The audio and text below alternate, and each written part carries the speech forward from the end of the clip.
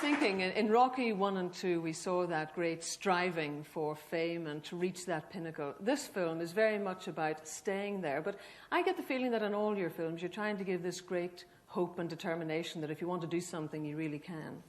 Well, that's something I certainly believe in, because opportunities, the way life is, seem to be on the decrease. And if you listen to your inner voice sometimes, and you really are realistic with yourself and have a dream and a desire, you only have really one opportunity, one lifetime in which to pursue it. So I say at least try, and if you fail, at least you can live with it. There is no mystery. You've solved that mystery. You know you gave it your best shot. So I am a firm believer in just trying it, going for it. In the fact that you took the germ of the idea of Rocky and you took it to enormous success, I mean, to a certain extent, does Rocky mirror your own life? Very much. It's kind of autobiographical. Of course, I've never been a professional fighter, but I thought the fighting would be a good symbolic representation of what it's like to fight your way up and fight for your dreams and whatever your wants are in life. So I took my particular frustrations as an actor and as a writer and not being able to be recognized and put it in the embodiment of a boxer, because everyone can kind of identify with that war that goes on in the ring there. And the main thing is that with each film, after living a couple years and then I do a sequel, I try to incorporate my experiences. And between Rocky 2 and Rocky 3, I kind of went through a variety of personal traumas.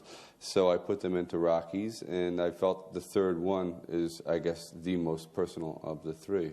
But when you say that you went into a lot of personal trauma, I mean, in what way? How does success go to your own head? Well, success is really a double-edged sword.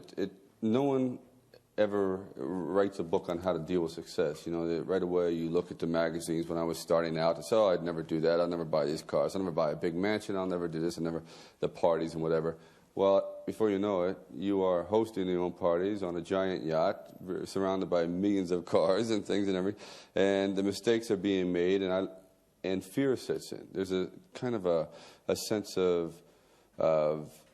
animal protectiveness that you don't want to lose what you have. So it brings out some very base qualities in people. Once you've been struggling and you have it, you don't want to lose it. So instead of always looking for what movie to do next because of an artistic reason, you're saying, I wonder if this is financially sound, and I wonder what this actor is doing, I wonder how much box office this is, and it just becomes jaded. And it began to grab hold of me, and pretty much I allowed myself to be manipulated through managers and agents and lawyers, and I don't blame them. It's my fault, because that's what happens. So right away it was this having to kind of like draw back, find that eye of the tiger again, to go back to the way it was in the beginning when I had nobody, and that's what I try to portray in Rocky 3, just stripping away all the gloss, the cheap flash, and going back, at least psychologically, to the beginning, a oneness with yourself.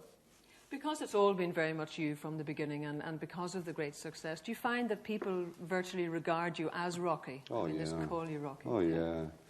I walked the streets for 29 years, and not one person asked for an autograph. I know it's hard to believe, but it's fact, nobody was really interested. No, not at all.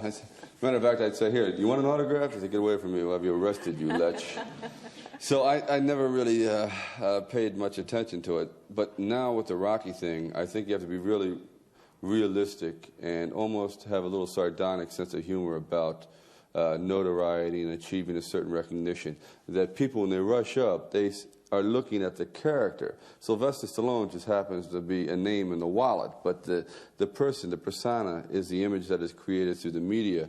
Like, for example, I've been to the White House 3 times, and every time I go to the White House, all 3 presidents said, hi, Rock, how are you? What's happening? When are you fighting again?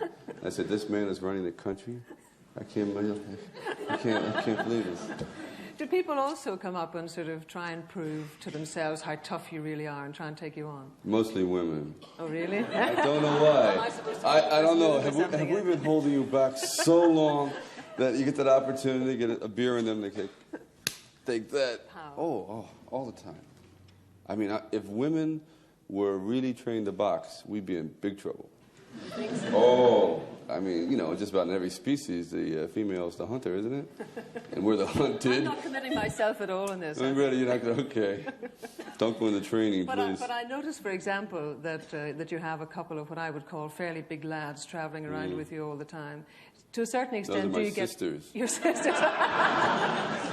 Do you get trapped Tony in this and kind of Dino, thing? my sisters. I hope I don't see them outside afterwards, I'll tell you. No, it was great. It was in the newspaper the other day. They said, Sylvester Stallone was seen running out of a disco with two young nubiles. If those are young nubiles, God, the human race is in a sorry condition. Two young, giant gorilla nubiles, yes.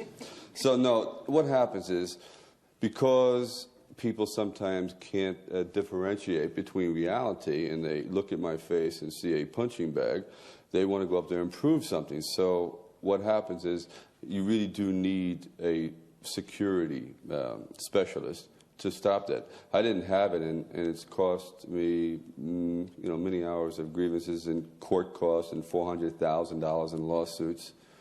So you either walk around with a trash can on your head so no one can hit you, or you just have to play the fame game, you know, and that's all part of it. It's unfortunate, but it just seems with the tragedies of John Lennon and so on and so forth, America is it's kind of like America is one big giant Western, you know. Everyone's just shooting and running around and things, so. And as long as you're the sheriff, that's all right. Yeah. As long as you got a fast horse, you're all right.